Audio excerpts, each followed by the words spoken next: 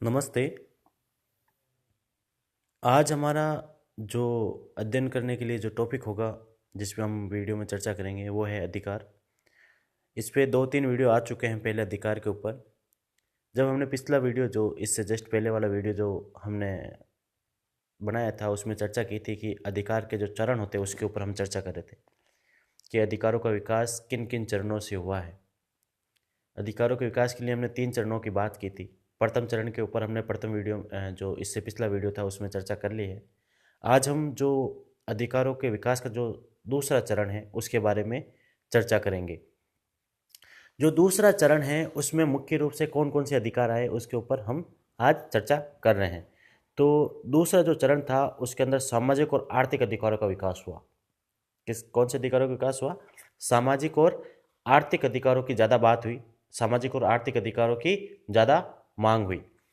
जो दूसरे चरण का जो विकास होने का जो मुख्य कारण था वो ये था कि यूरोप के जो राज्य थे वहाँ कल्याणकारी राज्य की जो मांग थी वो ज़्यादा हुई, या कल्याणकारी राज्यों की स्थापना हुई यूरोप के अंदर, जिससे कि वहाँ कल्याणकारी राज्यों की स्थापना हो रही थी। तो इससे जो नए अधिकार आए थे वो आए थे सामाजिक और आर्थिक अधिकार, कि समाज और सामाजिक अधिकार मिलने चाहिए और हमें आर्थिक अधिकार मिलने चाहिए। हम इनमें चर्चा कर रहे हैं तो जो इसके मुख्य जो समर्थक जो विचारक हैं उनमें ग्रीन और लास्की की हम बात करेंगे कि ग्रीन कौन से अधिकार बताता है और लास्की कौन से अधिकार बताता है। हम ग्रीन बात करते हैं ग्रीन की। तो ग्रीन ये कहता है कि जो प्राकृतिक अधिकार है उनको वो नैतिक अधिकार कहता है।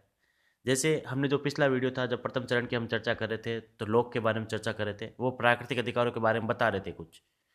हमने पिछले वीडियो में इसके ऊपर चर्चा कर ली थी कि ग्रीन प्राकृतिक अधिकार किसको कहता है, नहीं सॉरी, लोक प्राकृतिक अधिकार किसको कहता है, इसके ऊपर हमने चर्चा कर ली थी। आज हम ग्रीन के ऊपर चर्चा करेंगे कि ग्रीन प्राकृतिक अधिकार किनको मानता है। जो प्राकृतिक अधिकार है उनको मुख्यतः ग्रीन नैतिक अधिकार कहता है, नैतिक अधिकार मानता है। और ग्रीन ये कहता है कि जो राज्य है वो एक सकारात्मक अच्छाई है या मलाई है। राज्य को ये क्या है कि पॉजिटिव वे में लेता है, ये सकारात्मक वे में लेता है। ये कहता है कि जो राज्य है वो क्या है, एक सकारात्मक अच्छाई है या मलाई है, जो क्या करता है कि व्यक्ति के सामने जो बाधाएं आती है उन बाधाओं को बाधित करने का काम करता है। कि जो व्यक्ति के सामने जो बाधाएं आती है उन बाधाओं को हटाने का काम कौन करता है? राज्य करता है। इसलिए राज्य की स्थापना हुई है। यानी कि आपके जो नैतिक जीवन है, व्यक्ति का जो नैतिक जीवन है वो अच्छे से नैतिक जीवन जी सके, उसमें यदि कोई बाधा आ रही है तो उन बाधाओं को दूर करने का कार्य कौन करता है? राज्य करता है, ऐसा ग्रीन का मानना है। दूसरा जो प्राकृतिक अधिकारों का अर्थ ग्रीन लेता है वो ये लेता है कि जो प्राकृतिक अधिकार है वो प्राकृतिक अधिकार उन अधिकारों को कहता है जो व्यक्ति के व्यक्तित्व के विकास के लिए आवश्यक हो। क्या कहता है? वो अधिकार प्राकृतिक अधिकार है जो व्यक्ति के व्यक्तित्व के विकास के लिए आवश्यक है। कि व्यक्ति है उसका संपूर्ण विकास किस प्रकार से हो सकता है, उन जो विकास करने के लिए जिन अधिकारों की आवश्यकता है वो कौन से अधिकार है? प्राकृतिक अधिकार है। वो ये नहीं कह रहा है जैसे लोग ये कहता था कि राज्य से पहले अधिकारों की स्थापना हुई है इसलिए वो प्राकृतिक है। ये ग्रीन उसका अपोजिट कह रहा है कि जो अधिकार है, यदि व्यक्ति के विकास के लिए जो आवश्यक अधिकार है वो प्राकृतिक अधिकार है, राज्य से कोई मतलब नहीं है। ये क्या कह रहा है? जैसे हम दोनों में यदि चर्चा करें लॉक और ग्रीन की, तो थोड़ा सा अंतर है कि लॉक क्या कह रहा है? प्राकृतिक अधिकार कौन से हैं? जो राज्य से पहले आ गए थे, कि राज्य का कोई अस्तित्व नहीं था, उससे पहले जो अधिकार आ गए थे वो कौन से थे? प्राकृतिक अधिकार थे।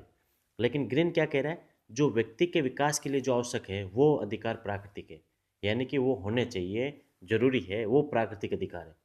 कि व्यक्ति का जो नैतिक विकास कर सके, व्यक्ति का जो व्यक्तित्व का विकास कर सके, ऐसे जो अधिकार है, जो आवश्यक अधिकार है, वो कौन से अधिकार है?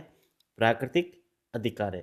अब वो प्राकृतिक अधिकारों में कौन कौन से कार्य शामिल करता है? वो कहता है कि राज्य के द्वारा अज्ञानता, अशिक्षा, मेदपान, ऐसी जो व्यक्ति के सामने जो बाधाएं आती है, अज्ञान की आती है, अशिक्षा की आती है, मेदपान की आती है, इन जो समस्या होती है इन समस्या को दूर करने का कार्य राज्य करता है। क्यों? क्योंकि वो बाधाओं में क्या है? बाधा दूर करने वाला स्रोत है, व्यक्ति को नैतिक बनाने वाला स्रोत है, व्यक्ति के व्यक्तित्व का विकास करने वाला स्रोत है। इसलिए राज्य क्या है, एक अच्छा ही है या एक सकारात्मक वे में बात करता है। तो ये व्यक्ति को ये कौन से अधिकार दे रहा है, सामाजिक और आर्थिक अधिकार की। सामाजिक रूप से वो अज्ञानी है, अशिक्षित है, तो उनको दूर करने का कार्य कर रहा है। मद्यपान करता है तो उसको दूर करने का कार्य करता है। तो ये इस प्रकार क्या कर रहा है, सामाजिक अधिकार प्रदान कर रहा है व्यक्ति को। तो समझ में आ रहा है नॉर्मली कि ग्रीन का प्राकृतिक अधिकार और लोक के प्राकृतिक अधिकारों में थोड़ा अंतर है। लोक राज्य से पहले जिन अधिकारों का अस्तित्व आ गया था उनको प्राकृतिक कहता था, लेकिन ग्रीन कहता है कि व्यक्तित्व के विकास के लिए जो आवश्यक हो या व्यक्ति के नैतिक विकास के लिए जो आवश्यक हो, ऐसे अधिकारों को ग्रीन क्या कहता है, प्राकृतिक अधिकार कहता है। बस इतना ही याद रखो कि ग्रीन उनको थोड़ा जो प्राकृतिक अधिकारों की जो परिभाषा थी उनको उसने चेंज कर दिया। लोक की परिभाषा में अलग बात होती थी, ग्रीन ने अपनी परिभाषा में प्राकृतिक अधिकारों की जो अर्थ बताया, जो परिभाषा बताई, जो मीनिंग निकाला, वो बिल्कुल अलग निकाला है। उन्होंने व्यक्ति के व्यक्तित्व के विकास के लिए जो आवश्यक होता है उनको प्राकृतिक अधिकार कहा है। अब हम बात करते हैं लॉस की। तो लॉस की सामाजिक और आर्थिक अधिकारों का मुख्य समर्थक है, ये इनका पूर्ण रूप से समर्थन करता है और ये स्पष्ट कहता है कि आर्थिक स्वतंत्रता के अभाव में व्यक्ति को व्यक्तिगत स्वतंत्रता दे दो आप या राजनीतिक स्वतंत्रता दे दो, वो निरर्थक है। यदि जब तक व्यक्ति को आर्थिक स्वतंत्रता प्राप्त नहीं होगी तब तक वो अपनी राजनीतिक स्वतंत्रता का प्रयोग नहीं कर सकता। लेकिन एक चीज़ और जोड़ता है कि लाश की अधिकार देने के साथ साथ कर्तव्य भी देता है, कि व्यक्ति को जब अधिकार मिलते हैं तो उसके साथ कर्तव्य भी मिलते हैं। कर्तव्य अधिकारों से ही जुड़े हुए हैं। जब आप अपने अधिकारों का प्रयोग करते हो तो आपको अपने कुछ कर्तव्य बनते हैं, उन कर्तव्यों का भी प्रयोग करना पड़ेगा, उन कर्तव्यों का पालन भी आपको करना पड़ेगा।